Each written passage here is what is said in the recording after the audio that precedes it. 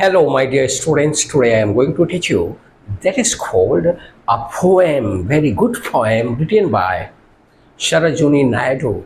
Sarojini Naidu was a great poet and a feminist. She has written this piece of the poem, Indian Weaver. Indian weaver, India के weavers जो थे, जो बुनते थे, कपड़ा बुनने वाले। यहाँ पर Sarojini Naidu 3 stage of human life को दर्शाई हैं। First I shall read this poem and I will describe you how she jotted down the poem or composed this poem in a very strict order. The rhyme scheme is AABB. AABB. Here is the A, or here is the A, here is the B. Like this, the poem has been completed. Now, first I am reading. Here is the weavers weaving at break of day. Why do you wave a garment so gay, blue as the wing of a halcyon wild? We wave the robes of a newborn child. Here in this stanza, in this first stanza, the poetess saw, देखी, क्या देखी? Weavers waving at the break of the day, in the early morning, in the calm and quiet and tranquil morning. वो लोग सी रहे हैं। वो पूछती है, यहाँ पर वो पूछती है किन्हें? वेवर्स को। Why do you wave a garment so gay in the early morning? Why you are waving the garments? Garments means the dress. Here dress. Here the dress so gay, इतना चार्मिंग ड्रेस। अभी इतने सुबह सुबह आप किसका सी रहे हैं? Blue as the wings. Now she compares, here is the simile, she compares blue as the wing of a halcyon wild. halcyon एक बर्ड है, चिड़िया, उसका पर जैसा ब्लू होता है। इस ब्लू कलर का, इस खुश नुमा कलर का ड्रेस आप किसका सीती हैं? ये जो हैल्सियन है, ये बर्ड है। देखिए उस बर्ड का जो फेदर्स है, वो फेदर्स कैसा है? ब्लू है। इस रंग का कपड़ा आप किसके लिए सीते हैं इतना सुबह बैठकर? अब weavers reply, we wave the robe of a new born child.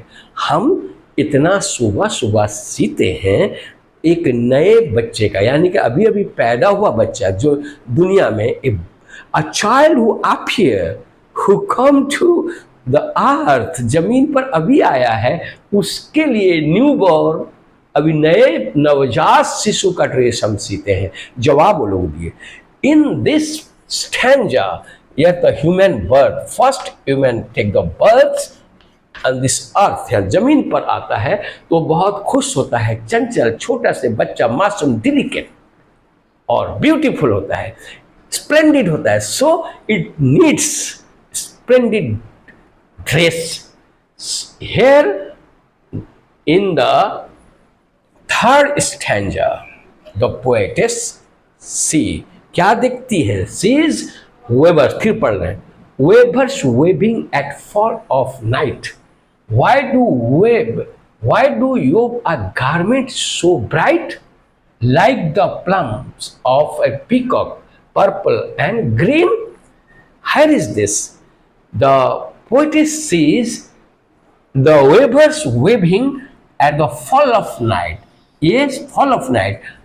In the evening, in the dusk, when sun is going to set, or when the sun already has set, जब सूरज डूब गया है, रात हो गया है, तो उस वक्त में वेवर सी रहे हैं। यानी कि why do you wave a garment so bright, इतना खूबसूरत कपड़ा किसके लिए सी रहे हैं?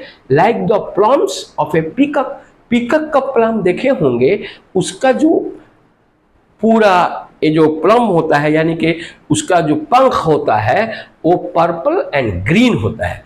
है ये भी जो है एक green colour which is indicates to the pleasant things. ये pleasant here the pleasant things किसके, we wave the marriage veil, हम सीते हैं marriage veil of a queen.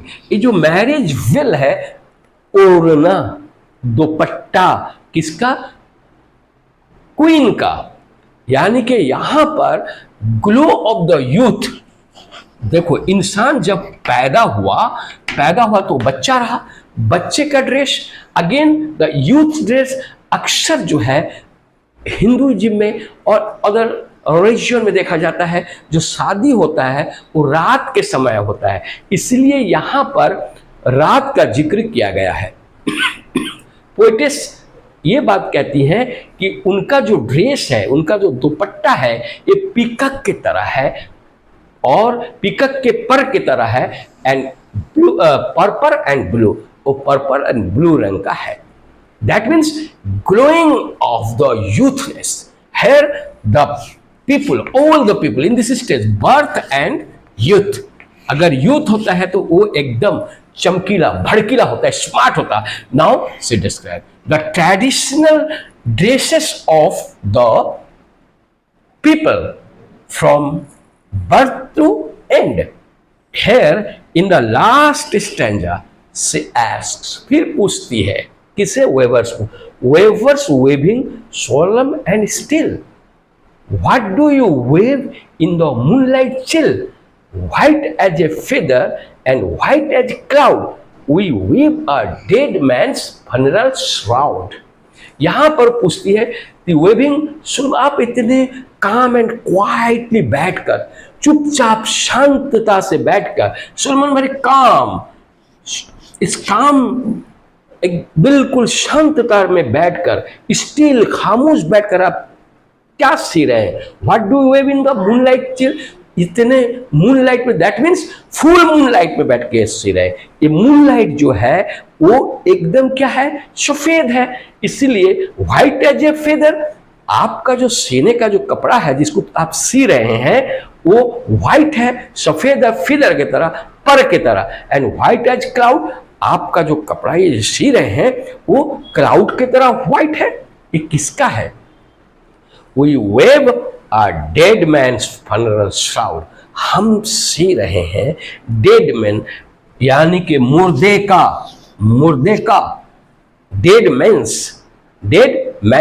मुर्दे का, फनरल श्राउड, श्राउड का मतलब है एक cloth which is used by the dead man which is covered on dead body, shroud इसको कहते हैं कफन।